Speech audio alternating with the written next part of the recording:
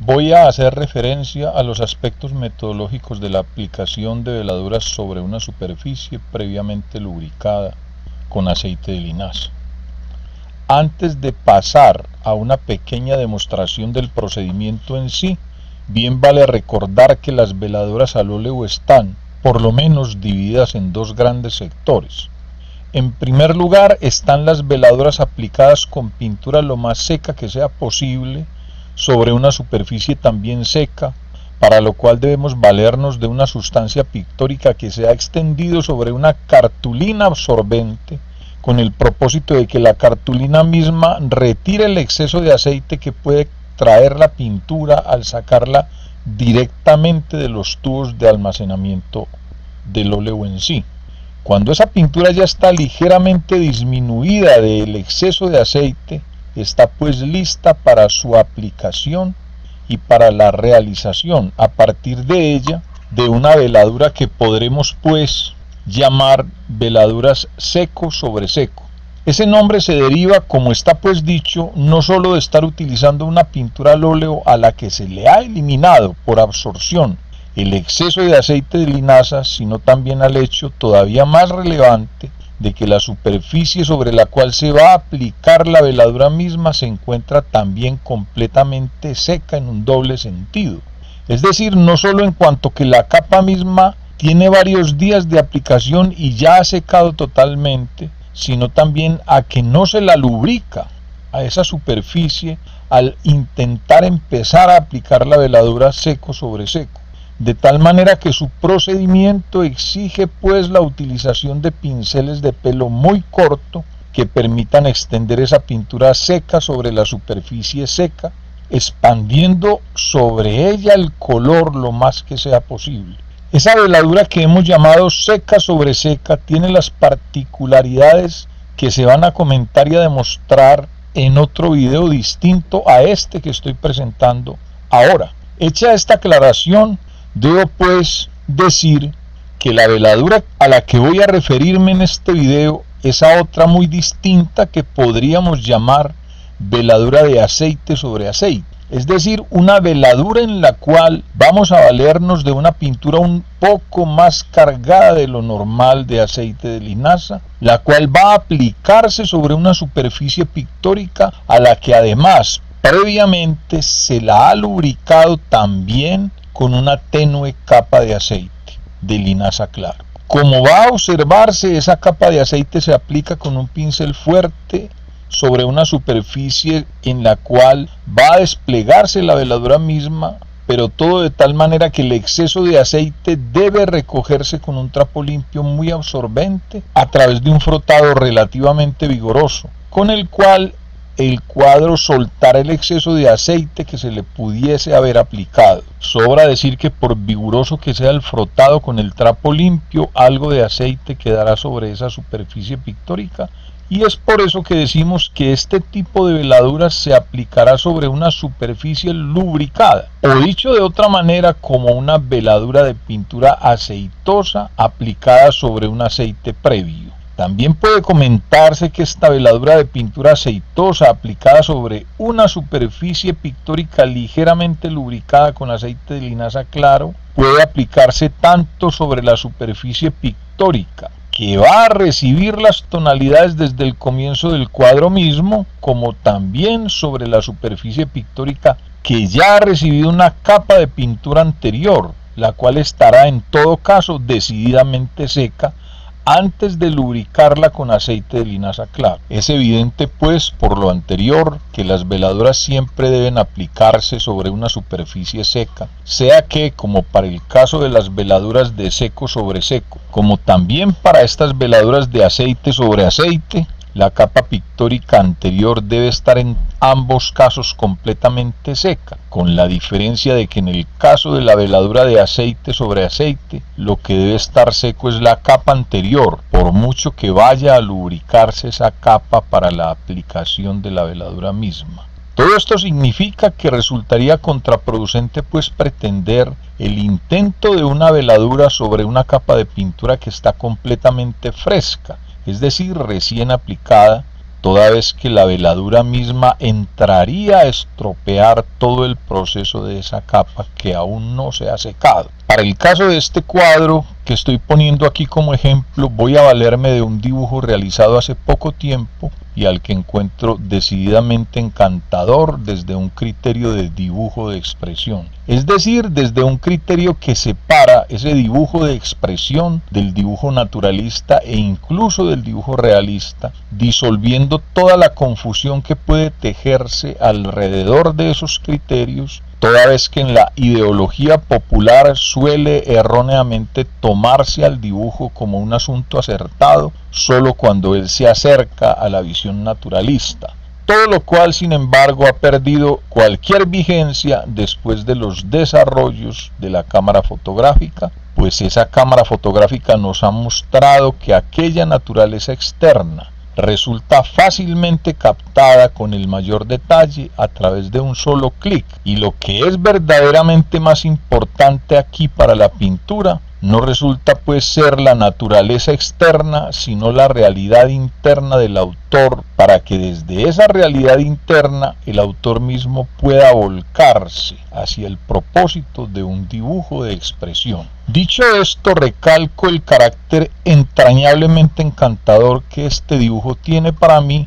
y el interés de convertirlo en una pintura. La superficie sobre la cual voy a pintar ahora es una lona costeña preparada por un procedimiento que he llamado tela libre, en el sentido de que he prescindido del bastidor simplemente por las problemáticas que el bastidor mismo implica para el almacenamiento de una gran cantidad de cuadros. Pareciera pues que el bastidor está hecho para la venta inmediata de las obras que se realizan, siendo que no resulta recomendable en modo alguno para aquellas obras que el autor prefiere cuidar y archivar por un periodo de tiempo relativamente extenso. Voy pues a ejecutar, a partir de este dibujo de expresión al que he hecho referencia en una tela libre de pequeño formato, un cuadro de aproximadamente 30 por 20 centímetros, tela en la cual he calcado por medio de una cuadrícula el dibujo de expresión que previamente había realizado en un pequeño papel, para lo cual me había valido de una estilográfica. En este momento, como puede observarse, estoy poniendo unos pequeños chorros de aceite de linaza claro, los cuales paso inmediatamente a distribuirlos de manera enérgica con un pincel amplio y suave sobre toda la superficie de la tela libre, superficie sobre la cual, vuelvo a insistir, el dibujo se había calcado a partir de una cuadrícula y se repintó un poco con un marcador acuarelable. Lo aclaro así, pues utilizar un marcador indeleble aquí para estos procedimientos puede generarnos dificultades, toda vez que algunas tintas de esos marcadores indelebles suelen penetrar la tela de una manera tan drástica que en muchos casos resulta imposible cubrir esos trazos verdaderamente a través de los pigmentos al óleo, toda vez que ese proceso cubriente del óleo mismo con el paso del tiempo puede generar la reaparición obstinada de los trazos mismos ejecutados con esos marcadores indelebles. Una vez que he esparcido vigorosamente el aceite de linaza sobre la superficie, retiro pues los excesos de ese aceite valiéndome de un trapo absorbente y limpio, con el cual froto enérgicamente la superficie misma para que así, ligeramente lubricada, quede lista para empezar a recibir el proceso pictórico de las veladuras, que en este caso, como vamos a observarlo, resultan siendo el proceso pictórico de principio a fin en el cuadro mismo. Ello nos hace notar que las veladuras no solo son un procedimiento para afectar los cromatismos que se van desarrollando en un cuadro por medio de capas pictóricas delgadas o tenues, sino que también pueden ser procedimientos para realizar el cuadro desde su mismo comienzo hasta el final. Observemos pues que ya sobre la superficie ligeramente lubricada empiezo la aplicación de una sustancia pictórica enriquecida en aceite, motivo por el cual, insisto, hemos llamado a este procedimiento veladuras de aceite sobre aceite. Como puede observarse, la transparencia de la pintura es tal que aplicando unas capas delgadas, muy delgadas, sobre ese dibujo ya lubricado con aceite de linaza claro, valiéndome de sustancias pictóricas diluidas también en aceites, ellas resultan presentando tal transparencia que aparece posible que los trazos de la estructura del dibujo sigan viéndose bajo esa pintura en sí, de tal manera que mi intervención sobre la obra en sí me permite la realización de atrevimientos como el hecho, por ejemplo, que paso a observar ahora, de cubrir todo el rostro con un tono sepia inicial que irá a transformarse más adelante por la paulatina aplicación de otros colores, como mostraré a continuación en el video. En este momento ya cubrí casi toda la superficie del cuadro con un tono muy oscuro en el fondo y un tono muy claro sobre la cabeza principal, a excepción de un pequeño sector del sombrero que me pareció imprudente cubrirlo, por el conocimiento de que a continuación iba a aplicarle tonalidades azules, y por lo amplio de ese sector del sombrero tuve temores de que aplicando sepia también sobre ese punto, la tonalidad azul que iba a poner luego en el sombrero mismo quedara demasiado tergiversada. Ahora empiezo a intentar las tonalidades azules que voy a aplicar poco a poco en todas las áreas de la cara, con las cuales voy realizando juegos hacia el azul claro y hacia el azul sombra también, respetando obviamente toda la estructura del diseño en el dibujo inicial que, como ya lo comenté, se me presenta traslúcido a través de esta primera capa de sepia. Cualquiera creería que estos trazos dinámicos que estoy ejecutando proceden de una invención inmediatamente anterior,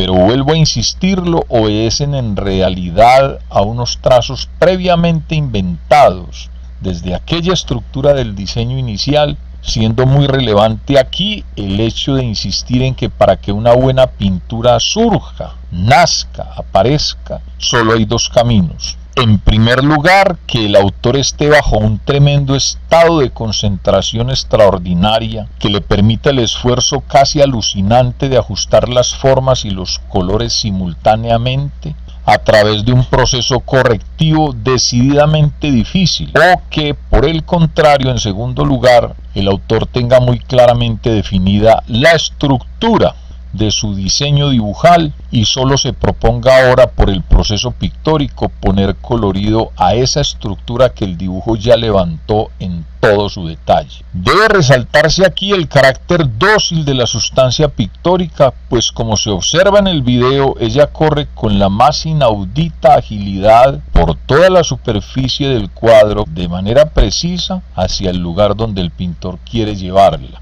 Muy distinto en todo caso a como ocurre cuando se trabajan veladuras de seco sobre seco, o también cuando se trabaja en la capa inicial cubriente, es decir, en la capa primera cuando ésta no se aplica a base de veladuras, sino sobre una superficie seca con el único propósito de empezar a ubicar el colorido general del cuadro, circunstancias en las cuales la difusión o el acto de esparcir el color,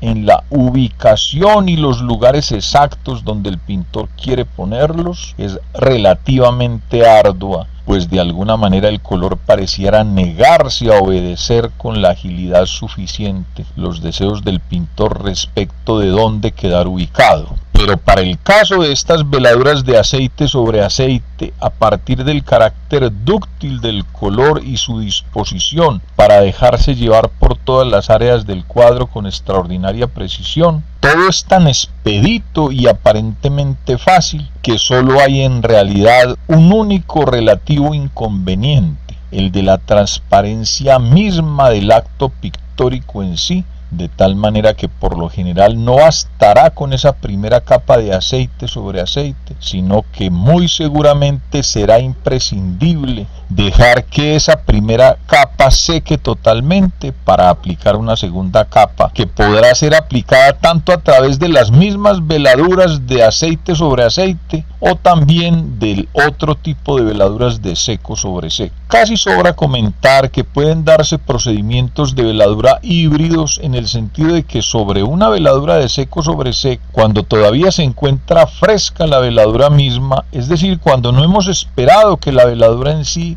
que acaba de aplicarse se seque, puede darse para pequeños detalles finales, delicados golpes de veladura en áreas muy restringidas de aceite sobre aceite, no ya en el sentido de un aceite que se ha aplicado sobre una capa seca del cuadro, sino de la pintura fresca en sí misma, que actúa como lubricante para permitir la fluidez del acto pictórico en los trazos de los detalles, asunto pues completamente equiparable a la fluidez que otorgan las veladuras de aceite sobre aceite. Aquí doy pues por terminado parcialmente el proceso de esta veladura inicial de aceite sobre aceite, y solo me resta esperar su completo secado para iniciar una segunda capa, que también ejecutaré a través del mismo procedimiento, como veremos a continuación. Obsérvese ahora en todo caso que estoy empezando por lubricar la superficie, como lo hice al comienzo de la primera capa,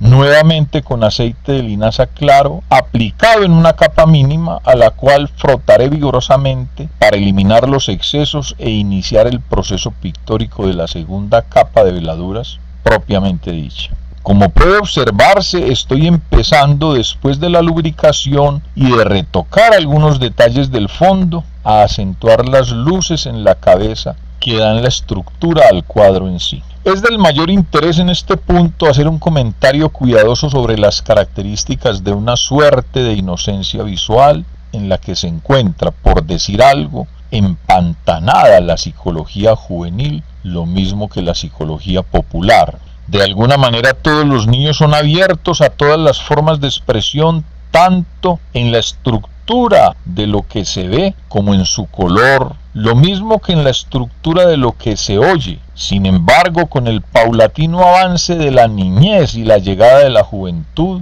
va aconteciendo el despertar de una suerte de naturalismo precoz, inocente y obcecado, por medio del cual cada individuo suele tener razones suficientemente fuertes para asegurarse a sí mismo que la pintura en realidad debería ser hiperrealista o no existir, con lo cual esas juventudes terminan en verdad perdiéndose de toda la posibilidad de experimentación respecto de las formas que el pintor crea y hace surgir de la nada, como un juego de estructuras rítmicas y de colores capaces de generarle a cada espectador emociones de muy diversa índole. Este comentario lo hago en este punto del cuadro, toda vez que me parece absolutamente natural que muchos de los estudiantes que están observando la ejecución de esta pintura pueden tener la certeza de estar simplemente observando una verdadera tontería, pues preferirían ver aquí la cabeza natural de un hombre realista, naturalista, con su sombrero de copa inglés, con todos sus bigotes y todas sus ojeras y todas sus facciones absolutamente detalladas, con las luces y las sombras precisas y los brillos y las sombras del pelo, etcétera, etcétera. De tal manera que al presenciar la ejecución de una pintura de esta clase como la que estoy realizando aquí, estarán seguros, adentro de su inocencia visual a la que hago referencia, de estar en verdad observando un sinsentido. Para disolver esta creencia basta recalcar que la pintura prehistórica y el dibujo prehistórico surgieron dentro de las más grandes libertades de expresión, con un poder imperecedero dentro de la comunicación del arte plástico, al punto de que hoy mismo esa pintura y ese dibujo prehistórico siguen maravillándonos con toda la variedad de sus posibilidades, incluyendo las más grandes deformaciones en la estructura pictórica de esa prehistoria, a través de la síntesis y de los atrevimientos en la forma y en el color. Sin embargo, mucho después, el afán de dominio sobre la naturaleza se apoderó de muchas de las estructuras sociales del ser humano, de tal manera que poco a poco se convirtió al naturalismo y su soñada imagen exacta y precisa de los acontecimientos visuales externos como una especie de leitmotiv que debía conquistarse a toda costa. Fue pues preciso esperar al siglo XX para que el fracaso que arrastraron los humanos con el desastre de 2 guerras mundiales sucesivas le mostrara a esa humanidad que su afán de conquista de lo natural se convertiría en algo aún más absurdo que la más absurda de las pinturas inimaginables, premisa desde la cual todo el arte del siglo XX hizo reventar todas las estructuras estéticas y forzó al ser humano a un reencuentro con la libertad de la expresión que el mismo ser humano ya había conquistado en la prehistoria, pero que aquel ánimo de dominio sobre la naturaleza había hecho perder. Muchas gracias.